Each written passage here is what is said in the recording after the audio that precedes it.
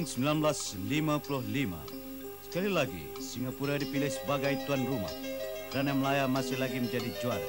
Sebagai syarat ketika itu, negara yang menjadi juara bertahan mempunyai advantage untuk menganjurkan pertandingan akhir yang seterusnya. Denmark masih tidak berputus asa.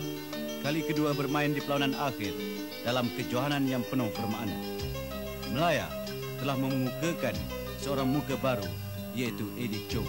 Malaysia for England in 1950.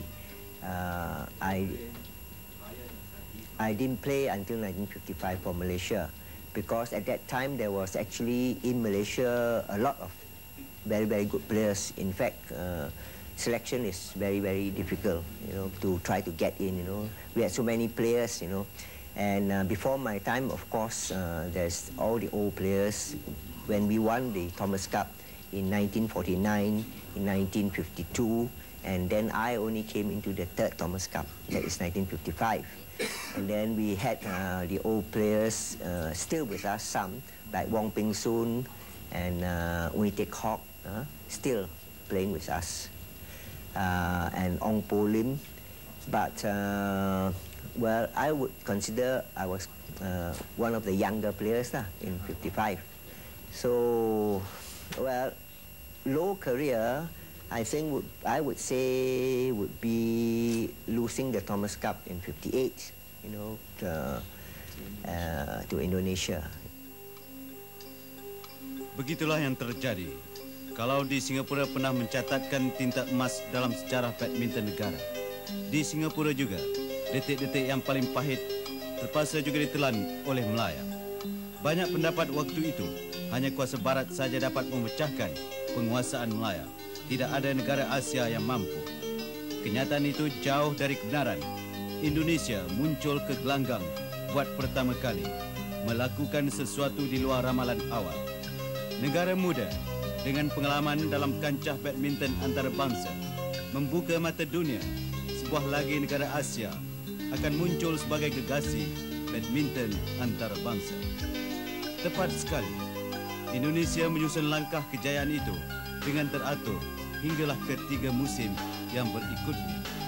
Melaya tersungkur dengan kekalahan 3-6 kepada Indonesia. Babak baru Piala Thomas bermula, meninggalkan kesan yang mendalam di dada pemain Melaya ketika itu. Yah Joo Sing, Presiden BAM waktu itu, meletakkan jawatan selepas tamat permainan sebagai tanda kecewa dan kesal terhadap peristiwa hitam itu. Eddie Chong menangis, terpaksa dipujuk oleh Ketua Pasukan Indonesia, Ferry Sonaville.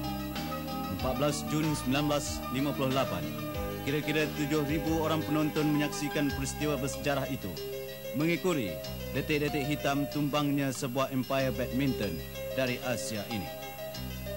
Eddie Chong, tunggak utama, terpegun dan tidak percaya dalam masa 21 minit, tumbang kepada Ferry Sonaville dengan 12-15 dan 4-15. Bunga bangsa mula berguguran satu demi satu, membawa keputusan muktamad Indonesia mengalahkan Melaya 6-3.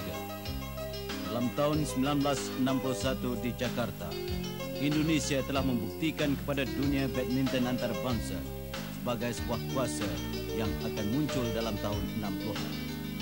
Begitu juga dengan kejayaannya di tahun 1964. Indonesia menumpaskan Denmark dengan 5-4 di kota Tokyo. Melaya tahun itu telah gagal ke peringkat akhir apabila kalah kepada Denmark dengan 2-7 di peringkat separuh akhir. Tahun tersebut juga telah meletakkan undang-undang baru dari IBF. Penyandang juara dibenarkan sekali untuk mempertahankan kejuaraan di gelanggang sendiri. Sebab itu Jepun dipilih sebagai tuan rumah. Tahun tersebut, tahun 64 membawa kejayaan yang besar bagi Indonesia, mencatatkan kemenangan hat-trick, muncul sebagai negara kedua selepas Melaya.